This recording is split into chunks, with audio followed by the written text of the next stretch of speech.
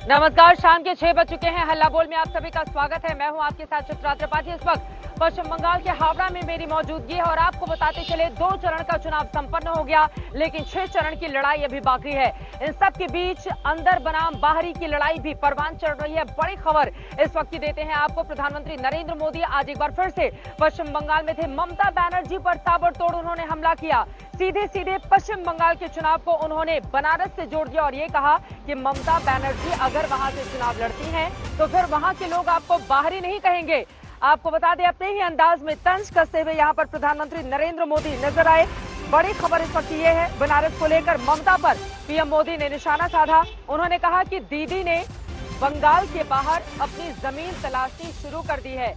TMC के लोग कह रहे हैं कि ममता वाराणसी से लड़ेंगी। वाराणसी के लोग दीदी को बाहरी नहीं कहेंगे।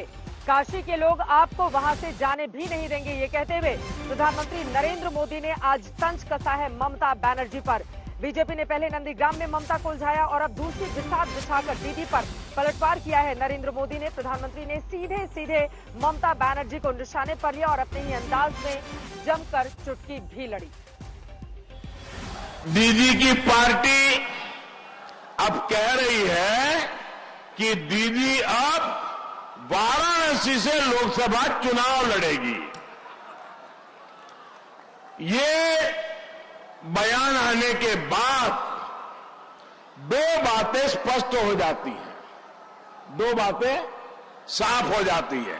एक तो दीदी ने बंगाल में अपनी पराजय स्वीकार कर ली है। सही है कि नहीं है? तभी तो कोई बाहर जाने की बात करेगा ना भाई। मेरी बात सही है कि नहीं है? अच्छा, दूसरी बात, दीदी अब बंगाल के बाहर अपने के लिए जगह तलाश करने में जुट गई है। अच्छा है, विधानसभा हारने के बाद लोकसभा में जरूर हाथ आजमाइए दीदी। यहां हल्दिया से वाराणसी का जो वाटरवे हमारी सरकार ने विकसित किया है, हो सकता है उसके कारण आपका मन जरा वाराणसी की तरफ मुड़ गया हो। और हां दीदी, मैं आपको कान में एक और बात कहना चाहता हूं। दीदी, मेरे बनारस के लोग, मेरी काशी के लोग, यूपी के लोग इतने बड़े दिल वाले हैं, इतने बड़े दिल वाले हैं कि आपको बाहरी नहीं कहेंगे, आपको टूरिस्ट नहीं कहेंगे, आपको टूरिस्ट गैंग भी नहीं कहेंगे। मेरी काशी के लोगों का दिल भी बंगाल के लोगों की तरह बहुत विशाल है। जैसा आप लोगों का दिल उदार है ना, मेरी काशी के लोगों का दिल भी ऐसा ही उदार है भैया। दरअसल प्रधानमंत्री नरेंद्र मोदी का ये तंज इसलिए है क्योंकि बाहरी को लेकर बवाल पश्चिम बंगाल में बढ़ता हुआ चला जा रहा है। लगातार बीजेपी के तमाम नेताओं को टीएमसी के नेता बाहरी बताते हुए तंज कसते हैं। इसी वजह से प्रधानमंत्री नरेंद्र मोदी ने आज अपने ही अंदाज में ये कहा कि मेरी काशी के लोग आपको जाने नहीं देंगे। इन सब के बीच आपको बता दें, लड़ाई बेहद दिलचस्प होती जा रही है क्योंकि अब अगले दौर का चुनाव यानी कि अगली वोटिंग 6 तारीख को होनी है और चौथे चरण का मतदान होगा 10 अप्रैल को। इन सब के बीच ममता बनर्जी भी अपने वोट बैंक को साधने में लगातार लगी हुई हैं। एक तरफ बीजेपी ने नंदीग्राम में उनको घेरा तो वहीं दूसरी तरफ आज बीजेपी पर दीदी जमकर बरसी। साथ ही इस बात का भी जिक्र किया कि दरअसल वो अपना वोट बैंक बंटने नहीं देंगी। ये कहते हुए कम से कम उनका जो मुसलमान वोट बैंक है उसको संभालने की कोशिश ममता बनर्जी की ओर से की गई। लेकिन आज की लड़ाई किस तरह से बेहद दिलचस्प रही पश्चिम बंगाल में। एक दूसरे पर टीएमसी और बीजेपी के नेताओं ने कैसे आरोप प्रत्यारोप मढ़े और इन सब के बीच पीएम मोदी और ममता बनर्जी का आज जब यहां की जमीन पर आमना सामना हुआ तो क्या कुछ हुआ उसको बताती हुई हमारी ये रिपोर्ट देखिए। उसके बाद हावड़ा से करेंगे चर्चा की शुरुआत। और जब भाजपा के मुख्यमंत्री के बंगाल में भाजपा की सरकार का शपथ समारोह होगा, उस दिन मैं जरूर आऊंगा। पश्चिम बंगाल में अभी 8 में से 2 दौर की ही वोटिंग हुई है, लेकिन पीएम मोदी ने 2 मई की फाइनल स्क्रिप्ट लिख दी है। बीजेपी ने जो नारा दिया 2 मई दीदी गई, उसे पीएम मोदी ने अपने शब्दों में बयां किया। तारकेश्वर में जनता से वादा कराए कि जब बीजेपी की सरकार का शपथ ग्रहण समारोह होगा तो वो जरूर आएंगे। पीएम यहीं नहीं रुके, उन्होंने पहली कैबिनेट की रूपरेखा भी तैयार कर दी, या यूं कहें कि पीएम मोदी ने आज फिर माइंड गेम खेल दिया। बंगाल में बीजेपी सरकार आने के बाद सबसे पहला काम किसानों के हित में फैसला लेना होगा। पहली कैबिनेट में ही बंगाल में पीएम किसान सम्मान निधि को लागू करने का निर्णय लिया जाएगा। बंगाल के रण को जीतने के लिए बीजेपी ने पूरी ताकत झोंक दी है। प्रधानमंत्री नरेंद्र मोदी की रैलियों में भारी भीड़ के बाद बीजेपी के हौसले बुलंद हैं, लेकिन ममता बनर्जी को इससे कोई फर्क नहीं पड़ता। 1905 সাল দেশ যখন পরাধীন ছিল তখন ইংরেজরা এসেছিল বাংলাকে ভাগ করতে, বঙ্গভঙ্গ আন্দোলন করতে। সেদিন রুখে দাঁড়িয়েছিলেন কে? রবীন্দ্রনাথ ঠাকুর রুখে দাঁড়িয়েছিলেন।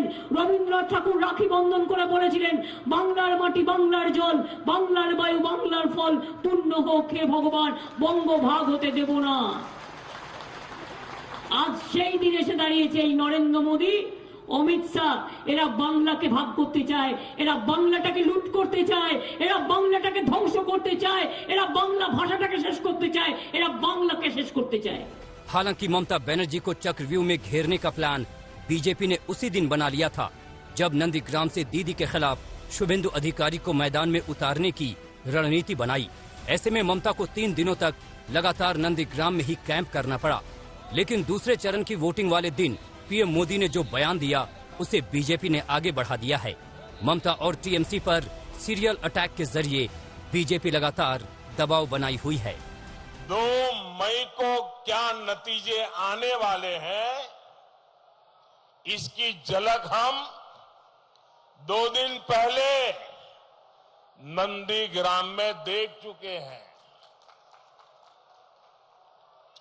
मुझे पक्का पता है हर चरण के चुनाव के साथ दीदी की ये बौखलाहट बढ़ती जाएगी। पश्चिम बंगाल के नतीजे इस बार सरकार तो बनी रही है, लेकिन नतीजे चौंकाने वाले आएंगे। और मैं आपको बता दूं कि जनता पार्टी से आगे निकल गई है। ममता जी के राज को लॉक स्टॉक एंड बैरल छुट्टी करने के लिए बंगाल की जनता आतुर बैठी है। ममता के 2 जगहों से चुनाव लड़ने की खबर को हवा देकर बीजेपी ने अपनी रणनीति को धार दी है। बंगाल में 7 अप्रैल वो तारीख है जब आखिरी दौर के चुनाव के लिए नामांकन भरा जा सकता है। 6 अप्रैल को पश्चिम बंगाल में तीसरे दौर का चुनाव है। नंदीग्राम में दूसरे दौर में ही वोटिंग हो चुकी है। अभी 6 दौर की वोटिंग बाकी है। ममता बनर्जी ने भवानीपुर सीट छोड़कर नंदीग्राम से चुनाव लड़ा। ऐसे में बीजेपी के बयान को ममता डार्टी पॉलिटिक्स करार दे रही हैं। আমি প্রধানমন্ত্রীকে বলবো আপনি আপনার হোম মিনিস্টারকে আগে কন্ট্রোল করুন, তারপরে আমাদের কন্ট্রোল করবেন। আমি আপনার দলের লোক নই যে আপনি আমাকে কন্ট্রোল করতে পারবেন। बंगाल का चुनाव क्रिकेट मैच की तरह हो गया है, जहां हर पल रोमांच है, जहां हर दांव से विपक्षी को चित करने का पूरा प्लान है। फिलहाल तो इस खेल में मुकाबला टीएमसी और बीजेपी के बीच कांटे का दिख रहा है। बीजेपी लगातार अपने दांव पेच से ममता के खेमे में खलबली मचाने में जुटी हुई है, तो वहीं लेफ्ट कांग्रेस सीन से गायब लगता है। ऐसे में देखना होगा कि 2 मई को जीत के बाद पीएम मोदी शपथ ग्रहण समारोह में बंगाल जा पाते हैं या नहीं, या फिर तीसरी बार भी ममता की ही होती है ताजपोशी। कोलकाता से चित्रा त्रिपाठी के साथ आज तक ब्यूरो। भारत माता की, भारत माता की। तो 2 मई दीदी गई या फिर दीदी हैट्रिक लगा लेने में कामयाब रहेंगी, जैसा कि दावा बार बार टीएमसी की ओर से किया जा रहा है। इसी पर चर्चा की शुरुआत करेंगे। कई खास मेहमान इस वक्त हमारे साथ हल्ला बोल का हिस्सा बन चुके हैं, उनका तारुफ आपसे करवा देती हूं। हमारे साथ बंगाल बीजेपी के स्पोक्स पर्सन सौरभ सिकदर इस वक्त जुड़ चुके हैं। हमारे साथ प्रोफेसर संगीत रागी, जो कि आरएसएस के जानकार हैं, पॉलिटिकल एनालिस्ट, वो हमारे साथ मौजूद हैं। जयंतो घोषाल सीनियर जर्नलिस्ट पश्चिम बंगाल की राजनीति पर बारीक नजर रखते हैं, वो हमारे साथ इस वक्त लाइव मौजूद हैं। मनोजीत मंडल मेंबर हैं टीएमसी के, आप भी हमारे साथ जुड़ चुके हैं और साथ ही हमारे साथ मौजूद हैं स्पोक्स पर्सन वेस्ट बंगाल कांग्रेस की ओर से संदीपा चक्रवर्ती।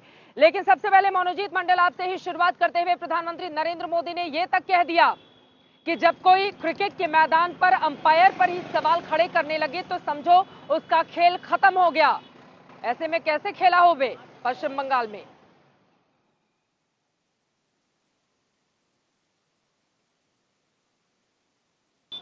पाकिस्तान के अंपायर है, हम ये अभी तक नहीं मानते हैं, लेकिन सवाल तो खड़ा कर सकते हैं ना। हम दिख रहे हैं असम में क्या हो गया, वहाँ बीजेपी के उम्मीदवारों की गाड़ी में ईवीएम मिल रहे हैं। बंगाल में हम 323 कंप्लेन किया है सिर्फ ईवीएम के ऊपर है कि वो माल फंक्शन कर रहे हैं, लेकिन फिर भी हम जानते हैं जनता हमारे साथ है। और मोदी जी 2 तारीख के बाद तो आएंगे, हम उनको बुलाएंगे, मिठाई खिलाएंगे, उनको कपड़ा देंगे, जैसा ममता दी भेजती है ना, ओ दीदी, फिर भी आप इस तरह से बुलाते हो, ये तो ठीक नहीं है। लेकिन ममता दी आपको प्यार करके इसलिए भेजते हैं ना, आपको ये प्यार ठीक से रिटर्न नहीं करना चाहते हो, इसलिए ये भी हो जो भेजना, कपड़ा मिठाई भेजना भी आपने एक पॉलिटिक्स के जरिए आन लिया, लेके आया था 2019 में। हम ये नहीं मानते, हम जानते हैं बाहर के लोग बाहर होते हैं लेकिन हमारे अतिथि होते हैं।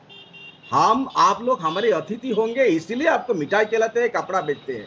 बाहरी हम क्यों बुलाते हैं? क्योंकि जब ममता दी बयान देते हैं आपको बांग्ला भाषा ठीक से समझ नहीं आते, इसको घुमा पे फिरा के से एक ही आपका जो नैरेटिव है, एक ही आपका जो जिसे हम कहते हैं ना एक ही मोल्ड है, उसी मोल्ड में आप फेंक देते हो। इसीलिए हम कहते हैं कि आप हमारे भाषा संस्कृति को समझे, जनता को समझे, ममता दी को समझे, और उसके बाद आप चाहो तो आप यहाँ राज करने के लिए आए हो डेमोक्रेटिक तरीके से, कोई प्रॉब्लम नहीं है। लेकिन आप आ रहे हो बिल्कुल एक न्यू कॉलोनियल फोर्स की तरह, दिल्ली में बैठ के बंगाल को आप राज करोगे, हमें कभी नहीं होने देंगे।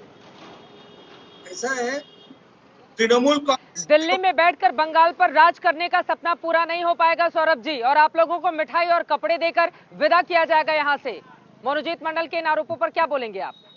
चित्रा जी, तृणमूल कांग्रेस अभी भी लिखता है ऑल इंडिया तृणमूल कांग्रेस। जब तृणमूल कांग्रेस पार्टी का स्थापना हुआ था तो उस दिन का अगर ममता बनर्जी का भाषण याद है तो वो बोला था कि तृणमूल कांग्रेस खाली बंगाल नहीं पूरा देश में राज करेगा। तो जहां जहां इसने अपने हथकंडे अपनाने गए वहां पे इसका क्या हाल होगा ये बोल के मैं डिबेट का वक्त नहीं जायज करूंगा, लेकिन वो इच्छा तो ममता बनर्जी के मन में रही गया है कि मेरे को ऑल इंडिया लीडर बनना है। इसीलिए जो है आज जब देख रहे हैं कि यहाँ से तो हमारा दुकान बंद होने वाले हैं, बंगाल में तो मैं रहूंगा नहीं, तो वो जो इच्छा, उसका अधूरा इच्छा है, उसका पूरा करने के लिए उसने अपना बात बोला है। और प्रधानमंत्री जी तो अच्छी बात बोला है। प्रधानमंत्री जी तो ये नहीं बोला है कि आपको बहिरागत बोलेंगे। भारत का किसी भी नागरिक किसी भी जगह जाके लोकसभा का चुनाव लड़ सकते हैं, विधानसभा का नहीं लड़ सकते। दे सकता हो तो अभी ऐसा है कि आप कहीं पर जाइए, लड़िए। एक 10 सेकंड का उत्तर दे सकता हूँ, 10 सेकंड। कौन जाएगा ये आप नहीं तय कर पाओगे। बिल्कुल मनोजीत, आऊंगी एक बार उनकी बात पूरी हो जाए, बाहर करेंगे। ठीक है। आपको बाहर कर दिया जाएगा बंगाल की जनता की ओर से। जल्दी से जवाब दीजिए संदीपा, उसके बाद में आप फौरन आपके पास आऊंगे। देखिए प्राइम मिनिस्टर साहब जिस तरह की अपलाप बोलते हैं कि ममता दी एक दूसरी सीट से लड़ाई लड़ रही है, मेरे पास एक व्हाट्सएप चैट है जहां शुभेंदु मांग कर रही है मुकुलदा से, मुकुलदा मेरे लिए और एक दूसरा टिकट भिजवा दो। लेकिन हम ये दूसरे के घर में घुस के नहीं देखते। भाई साहब बोल लू, भाई साहब, ओ भाईपो सिकदार भाईपो, मैं बोल लू। मनोजीत दादा, दोनों का ये आपके पास कैसे गया? अरे आप किसी का भी भाईपो हो। अरे आपके प्राइम मिनिस्टर बोलते हैं, आप क्यों चोरी करने गए थे? खुले आप लोगों के बारे में झूठ बोलते हैं, पुलिस को विलेज लगा रखा है सबके ऊपर। हम तो विलेज कह रहे थे सोशल मीडिया में, लेकिन आपके प्राइम मिनिस्टर खुले आम लोगों को बीच में जाके ममता दी के बारे में झूठ बोलते हैं, दूसरे के पार्टी के बारे में झूठ बोलते हैं। आप ठीक मुद्दे पे बात करो, मुद्दे तो आपके पास है नहीं। मुद्दे के बारे में आप क्यों बात कर नहीं सकते हो? क्योंकि ममता दी इतना कुछ किए हो बंगाल के लिए, इतना कुछ किए हो। आप देखिए किस तरह से आप घूमते हो, बंगाल पुलिस पर भी सवाल उठा लिया। एक एक करके अपनी बात रखेंगे तो दर्शकों को ज्यादा समझ में आ पाएगा। ठीक है, आप दोनों जल्दी से अपनी बात खत्म कीजिए, बाकी मेहमानों के पास भी हमें जाना होगा। ये आरोप प्रत्यारोप, अभी रैली तो हो नहीं रही है दोनों लोगों की आमने सामने, एक एक करके अपनी बात रखिए प्लीज। मनु जी जल्दी से अपनी बात खत्म कीजिए, उसके बाद बाकी मेहमानों की बात जल्दी से ना। मैं कह रहा हूँ कि दूसरों के घरों में झांकना को ठीक शोभनीयता नहीं है ना। प्राइम मिनिस्टर जब भी आते हैं, ममता दी कहाँ पर लड़ रहे हैं, उनके पास वो किस तरह से मैन्युफैक्चर करके लोगों के पास जाके असद भाषण करते हैं, ये क्या प्राइम मिनिस्टर को शोभा देते हैं? हम दूसरों के घर में झांकने वाली कौन सी बात हो गई मनोजीत मंडल? अगर चुनाव लड़ा जा रहा है, सार्वजनिक जीवन में है, तो इसमें तो ये बात होगी ही होगी। इसमें व्यक्तिगत क्या रह जाता है? राजनेताओं का अगर चुनाव लड़ना व्यक्तिगत हो जाएगा तो जनता सवाल जवाब कैसे करेगी और आरोप प्रत्यारोप कैसे करेंगे? जवाब मांगा जाएगा आपसे 10 सालों के कामकाज का।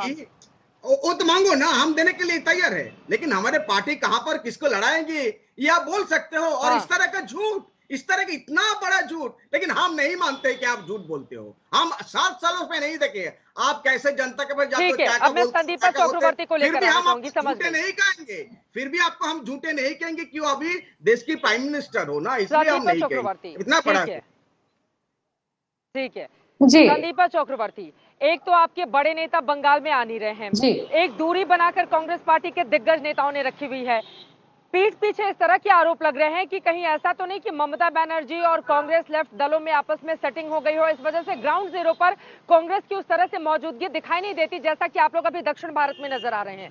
मैं खुद अलग अलग इलाकों का दौरा करके आई हूँ, मुख्य मुकाबले में या बीजेपी है या टीएमसी है। कांग्रेस पार्टी कहाँ है वेस्ट बंगाल में?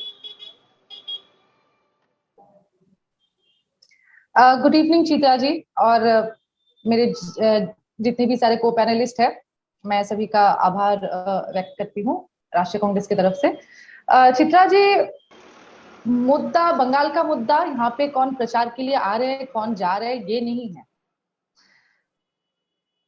ऑब्वियसली बंगाल सदियों से सभी को, जो भी बाहर से आए हैं सभी को अपनाते हुए, सभी को गले लगाते हुए और सभी का सम्मान दिया है। नहीं तो सिस्टर निवेदिता से लेके मदर टेरेसा से लेके ये लोग अभी जो वेस्ट बंगाल इलेक्ट्रिसिटी बोर्ड है, ठीक है, वो गोयनका जी चलाते हैं, तो माननीय ममता बनर्जी उनके ऊपर पूरा का पूरा रिस्पॉन्सिबिलिटी दे के रखे हैं बंगाल का जो इलेक्ट्रिसिटी डिपार्टमेंट का, ठीक है, तो उस पर मैं जाना ही नहीं चाहती हूँ। बंगाल में सभी का स्वागत है, सभी आए और प्रचार के लिए तो आना चाहिए, और प्रधानमंत्री आए, गृह मंत्री जी आए, कांग्रेस के कोई नेता आए, सभी को आना चाहिए। और अगर मैम आप तो सबका स्वागत करेंगे, आपके नेताओं के स्वागत के लिए कार्यकर्ता बेचैन हैं, आपके बड़े नेताओं के स्वागत के लिए कार्यकर्ता बेचैन है, उनके दर्शन कब होंगे? यहाँ पर 4 स्टेट में इलेक्शन है चित्रा जी 4 स्टेट में इलेक्शन है। हमारे जितने भी सारे नेताएं हैं, जो राष्ट्रीय लेवल के जितने भी सारे नेताएं हैं, सभी स्टेटों का दौरा कर रहे हैं, राहुल जी से लेके प्रियंका गांधी वड्रा जी से लेके, तो स्केड्यूल एक होता है, एक पार्टी का स्केड्यूल होता है, स्केड्यूल के हिसाब से चलते। मैडम आप मेरे से ज्यादा जानकारी है इस मामले में, तो वो लोग भी आएंगे, लेकिन मुद्दा ये नहीं पहले रहेंगे 6 तारीख के बाद वो पश्चिम बंगाल आएंगे। अधीर जी, चित्रा जी, यहाँ पे अधीर जी है जी, हेलो, क्या है मुद्दा? हेलो, मेरी आवाज आ रही है? हाँ, आपकी आवाज आ रही है, अपनी बात पूरी करें। बेरोजगारी है मैडम, जो बंगाल जिस मुद्दों से जूझ रहा है, रोजगारी, बेरोजगारी है यहाँ के मुद्दे। यहाँ के मुद्दे है कि यहाँ पे 2 वक्त का खाना सही ढंग से नहीं मिलता है क्योंकि रोजगार नहीं है घरों पे। यहाँ पे शिक्षा का हालत बिगड़ा हुआ है, स्वास्थ्य का हालत बिगड़ा हुआ है, सुरक्षा नहीं है यहाँ पे। मैडम अगर आप बंगाल में पिछले 10 साल से अगर आप देखोगे, लोकतंत्र को खून किया गया है यहाँ पे पिछले 10 साल में। भ्रष्टाचार को एक प्रातिष्ठानिक रूप दिया गया है, और वो 10 साल से ये ममता बनर्जी की सरकार, टीएमसी सरकार करती आई हुई है। 10 सालों में अगर खून किया गया है, उसके पहले 34 सालों तक लेफ्ट का शासन था। कांग्रेस पार्टी फिर कहाँ है? ठीक है, मैं फौरन आप इस सवाल का जवाब दीजिएगा। अगर इन लोगों ने इतना बुरा किया है पश्चिम बंगाल के साथ, तो कांग्रेस पार्टी को यहाँ की जनता विकल्प क्यों नहीं मानती है? लेकिन जयंत घोषाल, संगीत रागी, मैं उसके बाद आपके पास आऊंगी, ठीक है? जयंत घोषाल दी, 10 सालों से जनता को खून के आंसू रुलाए हैं यहाँ की सरकार ने, कांग्रेस ये आरोप लगा रही है, ठीक है, अपने नाम से चला रहे हैं।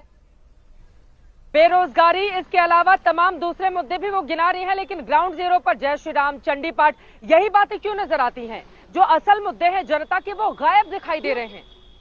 और चुनावी नारा, एक तरफ जय श्री राम, एक तरफ चंडी पाठ। जयंतो घोषाल।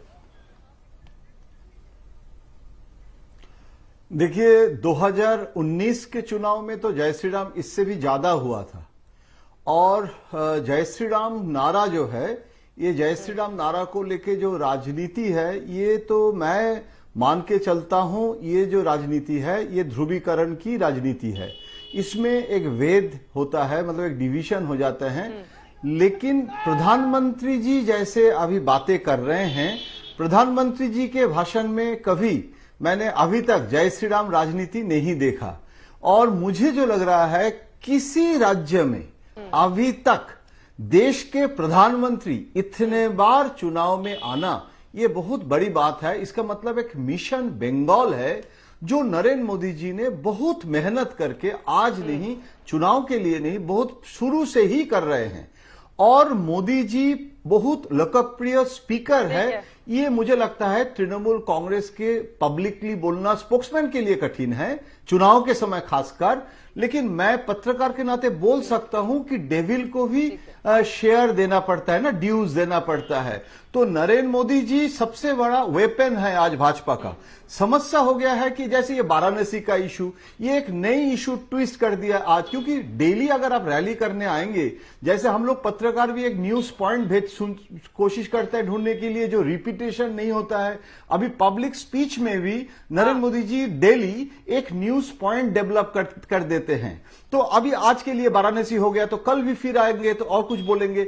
लेकिन मुझे जो लगता है, जो समस्या मोदी जी का नहीं है, पश्चिम बंगाल में, मैं पश्चिम बंगाल में हूं, मैं देख रहा हूं, बीजेपी के लोगों से भी मैं बात कर रहा हूं, एक समस्या हो रही है यहां कि मोदी जी पॉपुलर है, बोल रहे हैं, लेकिन उसको वोट में ट्रांसलेट करने के लिए जो लोकल एक मसीहा का जरूरत होता है, और एक स्टेट ऑर्गेनाइजेशन, मतलब डिस्ट्रिक्ट वाइज एक ऑर्गेनाइजेशनल कैपेबिलिटी नहीं है। और इसके लिए मोदी जी को जहां ज्यादा मेहनत करना पड़ रहा है। और सिर्फ मोदी जी नहीं, नड्डा जी है, अमित शाह जी है। संगीत जी ये बताइए, ये जो भीड़ है प्रधानमंत्री नरेंद्र मोदी की रैली में आती है, ये वोट में कन्वर्ट हो पाएगी या फिर नहीं, जो बातें जयंतो घोषाल कह रहे थे?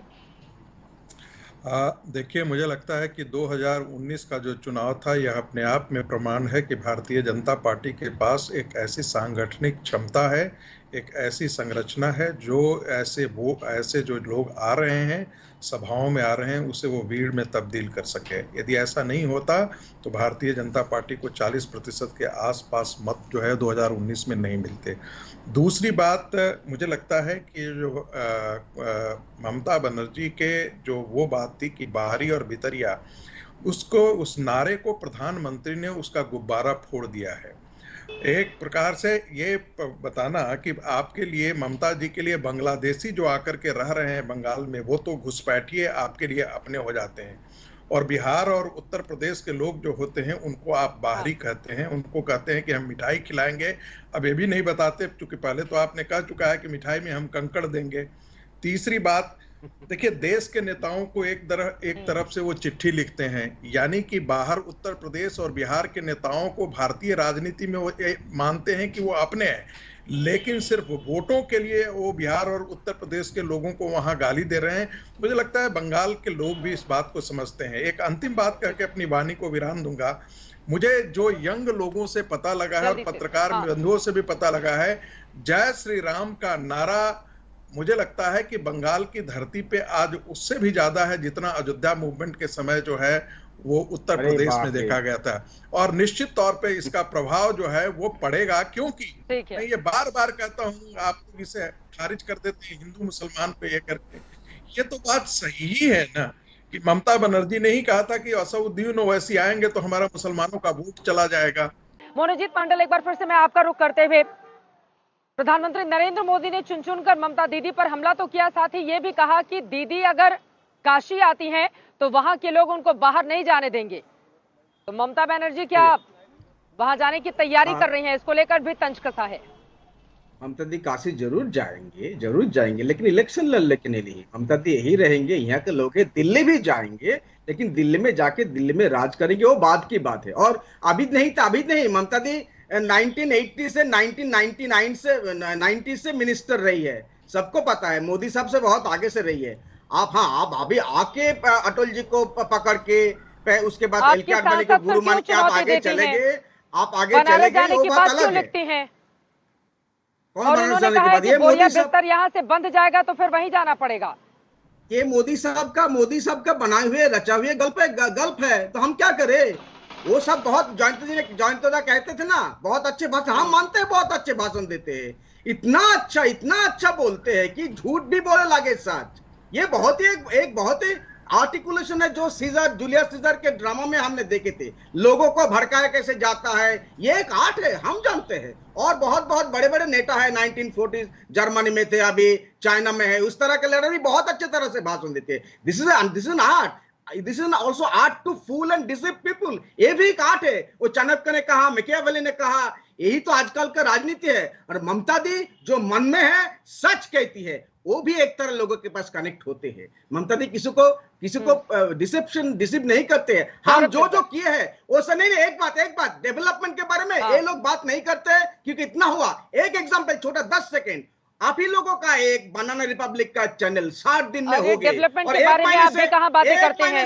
अगर आप बातें करते हैं तो जगह जगह चंडी पाठ पढ़ने की जरूरत क्यों आन पड़ती? ईज ऑफ डूइंग बिजनेस इसे कहते हैं। एक चैनल, नेशनल लेवल चैनल 60 दिन में बांग्ला में वैसे, और हमको गाली भी दे रहा है। हम कुछ नहीं बोलते हैं क्योंकि हम मानते हैं बाहर ही नहीं है, यहाँ के काम कर रहे हैं। लेकिन अगर बाहर से आके आप राज करने की कोशिश करोगे, जिस तरह से ब्रिटिश राज ने किए थे, दिल्ली में बैठ के बंगाल के ऊपर राज करोगे, यहाँ का भाषा संस्कृति ना जान के, इसी को हम बाहरी कहते हैं। दिल्ली क्या है? इसी को हम बाहरी। दिल्ली क्या पड़ोसी देश में है? दिल्ली पड़ोसी देश में है। और पश्चिम बंगाल से क्या ममता दीदी जब रेल मंत्री थी तो वो दिल्ली आकर नहीं राज करती थी? क्या दिल्ली बैठकर फाइलों पर दस्तखत वो नहीं करती थी? पश्चिम बंगाल से दिल्ली में राज नहीं करती थी, वहाँ बैठ के करती थी, हर राज्य में करती थी। आपने कैंडिडेट क्यों दिया मनोजित जी? प्रॉब्लम नहीं है, मनोजित जी, असम में आप लोगों ने टीएमसी का कैंडिडेट क्यों दिया? असम तो बंगाल में है नहीं। आप लोगों ने असम में क्यों दिया कैंडिडेट? मणिपुर में क्यों दिया कैंडिडेट? त्रिपुरा में जाके अपना जनता प्रतिष्ठा क्यों किए थे? भाग रहे हैं जैसे त्रिपुरा में हुआ। आप लोग आ रही है, आपका टीएमसी का एडवाइजर कितने बाहरी, अभी बोलोगे बाहरी था, टीएमसी का एडवाइजर कौन था? क्योंकि आपके पास कोई लीडर नहीं है। आप ठीक से काम करो। मनोजित जी, आप लोग 10 साल में आप लोगों ने बंगाल का जो फाइनेंशियल स्पाइन है उसको तोड़ डालने की साजिश किए थे आप लोगों ने। मनोजित जी, अब जब आपके पास कुछ है नहीं बोलने को, तब आप बाहरी का इशू उठा रहे हो। आप लोग कुछ कर नहीं पाए, इसीलिए बीजेपी का उत्थान सिर्फ आप लोगों ने क्या किया? जो भी कांग्रेस और लेफ्ट करके गया बंगाल में, उसके ऊपर नील और सफेद का लेपापोती करके वो अपने नाम से चलाने लगे। यही किया ना। और काटमनी लिए और तोलाबाजी किए, शालिदा किए, नारदा किए, रोजमेरी किए, बाली खादा किए, कौन स्कैम किए, और कितना बोलूं, टोटो रिक्शा का स्कैम हुआ, एम्बुलेंस का इंजन लेके वो बाजार में जाके आपका नेता बेच दिया चोरी करके, राशन का चावल चोरी कर लिया, अफवान का त्राण चोरी कर लिया, और क्या किया? सारा जो टेट का जो नौकरी है वो अपने नेता के परिवार के नाम लिखा लिया। एसएससी का 1.5 लाख नौकरी जो है वो रद्द कर दिया, वो नहीं लिया 10 साल में। और कितना गिनाऊं आपको, और कितना गिनाऊं आपको? जो 5 लाख सरकारी पोस्ट है उसको अब आगे निकाल। सौरभ सिकदर जी, ठीक है, आप दोनों लोगों की बात हो गई, ठीक है सर, हो गई। सौरभ सिकदर जी, लेकिन यहाँ पर सवाल, एक मिनट मैम, प्लीज मैम।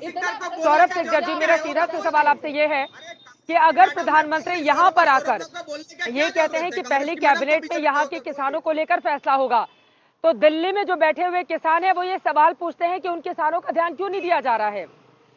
पश्चिम बंगाल के किसानों पर इतना ज्यादा फोकस क्योंकि चुनाव है, और वहां पे जो इतने समय से बैठे हुए किसान, उनकी सुध कौन लेगा? देखिए, वहां पे कितना किसान बैठे हैं और कितना किसान बना के लाया गया है, ये पूरा देश जान गया है। अभी बांग्ला में एक बात कहे, मनोजीत मंडल जी बोल रहे थे, बड़े भाई है, वो बोल रहे थे कि अब विकास और मुद्दे पे का बात क्यों नहीं करते? मनोजीत जी, ममता बनर्जी तो एक बात करने के कुछ है नहीं, उद्बोधन करता था। बात सुनिए मेरा, आप बिल्कुल बात सुनिए, मैं आपका बात सुना, आप मेरा बात सुनिए। एक बाथरूम भी अगर बनाते हैं ना तो उसका भी उद्बोधन करते थे। और 10 साल में कितना इंडस्ट्री का फीता उसने काटा है, ये बताइए। मनोज भाई, आप बीच में मत बोलिए, बीच में मत बोलिए, मैंने पूरा बात सुना आपको। आपसे दूसरी बात है, अरे भाई बात तो सुन लो, अरे भाई बात तो सुन लो मनोज भाई, बात ठीक है, सुनाओ भाई, आप भी मत सुनाओ, झूठ बोलते हैं, कोई बात नहीं, बोलो। ममता बनर्जी जी हर चीज का बंगाल में रेट फिक्स करता है। कोई औरत का रेप हो जाता है, नारी का रेप हो जाता है, उसका रेट फिक्स करता है। कोई दारू ये आपकी भाषा है, ये आपकी भाषा है। कैसे आप तो बांग्ला समझते हो ना, आप तो बांग्ला समझते हो। दिखा दीजिए, नहीं मेरे को एक दिखा दीजिए, इस तरह से दिखा दीजिए, वीडियो दिखा दीजिए, आपके लीडर क्या नाम है उनका, की भाषा है, आप बोल रहे हो। लीडर नहीं है, सब कार्यकर्ता है। लीडर तो आपका इसलिए नहीं मिला, आपको टिकट नहीं मिला, क्यों नहीं मिला? देखिए, आपको मेरे को मैं शुरू करूंगा तो आप कहीं का नहीं रहोगे। मैं अगर निजी जीवन में क्या बोलने जाऊंगा तो आप कहीं का नहीं रहोगे। हर को संभाला जाता नहीं है मनोज का, हर को आपसे संभाला जाता नहीं है। क्यों मेरा मुंह खुला रहा है, क्यों मेरा मुंह खुला रहा है? मैं आपको पर्सनल अटैक आप झूठ नहीं बोल सकते हो भाई साहब, भाई को हो और भाई साहब हो, झूठ नहीं बोल सकते ममता जी के बारे में। वीडियो दिखा के पार्टी में कोई लीडर नहीं है, सब कार्यकर्ता है। एक दूसरे पर व्यक्तिगत टिप्पणी नहीं करेंगे, थोड़ा आगे बढ़ते हैं।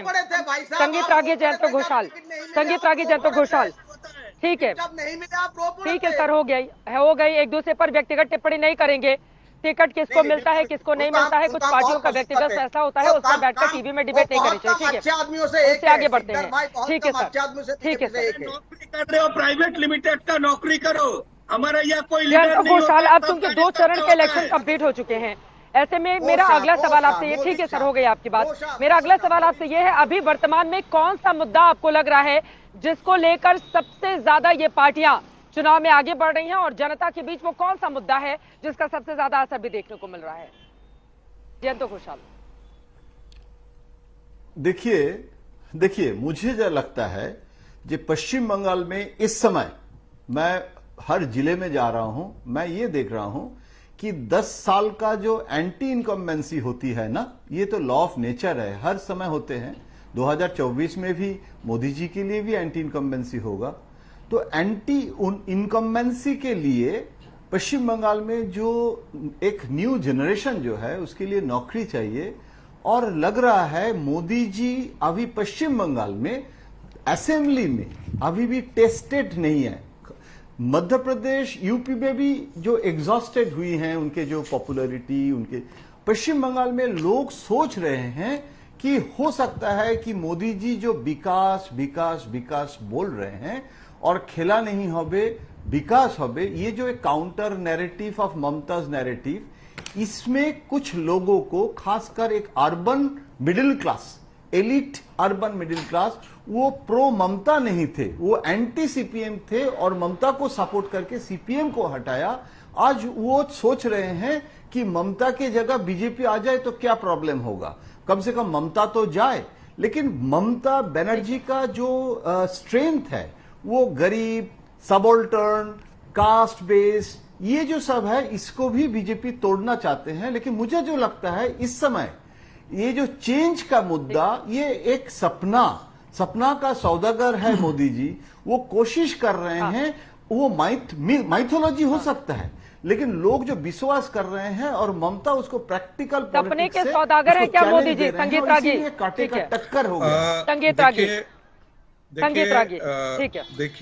देखिए अभी जयंतोदा ने कहा कि ममता दी के जो गरीब सबाल्टर्न के जो वोट बैंक हैं वो मोदी जी तोड़ना चाहती हैं। तो मैं उनको बताना चाहता हूं कि 2019 का आंकड़े हम सबों को पढ़ लेना चाहिए। एससी, एसटी और ओबीसी, इन तीनों के वोट बैंक में एक बहुत बड़ी सेंध 68% से लेकर के 42% तक की सेंध 2019 के ही चुनाव में आ गया था। उस हिसाब से होती नहीं है संगीत जी। तब तो आपको केजरीवाल को आना नहीं चाहिए था ना, तब तो दिल्ली में ऐसे नहीं होना चाहिए था। प्लीज सर मैं अपनी बात, you can not compare with Apple and orange. ओहो, मैं तो आपने बोला तो मैंने हस्तक्षेप नहीं किया। आपने कई ऐसे बातें कह दी जिसका कोई संदर्भ नहीं था, कई ऐसी बातें बोली। मैं तो एक तथ्य आपको बता रहा हूँ कि जो पार्लियामेंट्री इलेक्शंस था, बीजेपी का पूरा जमीन खिसक जाए, ये भी नहीं होना चाहिए था ना संगीत जी। ग्राउंड जीरो पर मेरी मौजूदगी और यहाँ पर लड़ाई दिलचस्प होती हुई चली जा रही है। अगले 6 चरण के मतदान अभी बाकी है पश्चिम बंगाल में, लेकिन आरोप प्रत्यारोप का प्रचंड जो रूप इस वक्त दिखाई दे रहा है वो ये बताता है कि लड़ाई यानी कि रण पश्चिम बंगाल का अभी और ज्यादा भीषण होने वाला है।